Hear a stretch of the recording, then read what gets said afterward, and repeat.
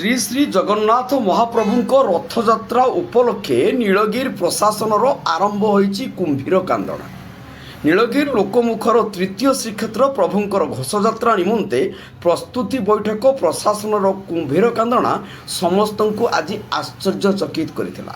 ମଞ୍ଚାସୀନ ପଦାଧିକାରୀଙ୍କ ମଧ୍ୟରେ ଉପଜିଲ୍ଲାପାଳ, ଏସ୍ଡିପିଓ, ତହସିଲଦାର, ଅବକାରୀ ଅଧ୍ୟକ୍ଷ, ବିଡିଓ, ସାଂସଦ ପ୍ରତିନିଧି, ଏନ୍ଏସି କାର୍ଯ୍ୟନିର୍ବାହୀ ଅଧିକାରୀ, ଏସ୍ଡିପିଆର୍ଓ ଉପସ୍ଥିତ ଥିଲେ।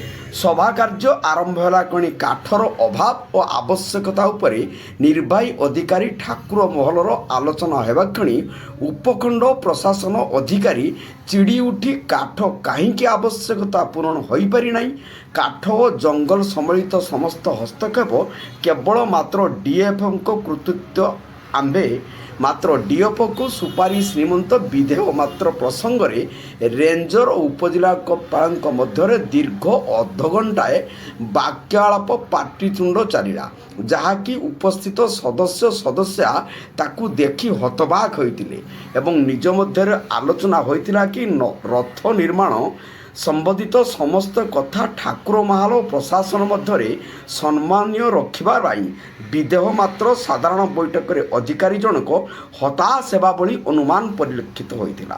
ଦୁଃଖ ଓ ପରିତାପର ବିଷୟ ଏହିକି ଯେ ପ୍ରସ୍ତୁତି ବୈଠକରେ ଶାନ୍ତି ଶୃଙ୍ଖଳାଠାରୁ ଆରମ୍ଭ କରି ଭକ୍ତମାନଙ୍କ ଗହଳି ଦୃଷ୍ଟିରେ ରଖି ପ୍ରଶାସନିକ ସ୍ତରରେ କେଉଁ ଦିଗ ପ୍ରତି ଧ୍ୟାନ ଦେଇ ଶୃଙ୍ଖଳା ସହ ସମାପନ ହେବା ଜରୁରୀ ସେ ସମ୍ପର୍କରେ ଆଲୋଚନା ହେବା ଉଚିତ। ନିଜର ସମ୍ମାନ ହାନି ହେବା ସହିତ ନିଜର ପାରିବା ପୁଣିଆ ପ୍ରଶ୍ନବାଚୀ ଏଠି ସୃଷ୍ଟି କରିଥିଲା। ରଥଯାତ୍ରା ପ୍ରସ୍ତୁତି ବୈଠକର ଏଜେଣ୍ଡାକୁ ଆଧାର କରି ପୂର୍ବ ପ୍ରସଙ୍ଗକୁ ଦୃଷ୍ଟିରେ ରଖି କାର୍ଯ୍ୟ କରିବା ଉଚିତ ବୋଲି ମତ ପ୍ରକାଶ ପାଇଥିଲା। ମନୋଜ ମହାନ୍ତିଙ୍କ ରିପୋର୍ଟ, ଜନତା ଏକ୍ସପ୍ରେସ।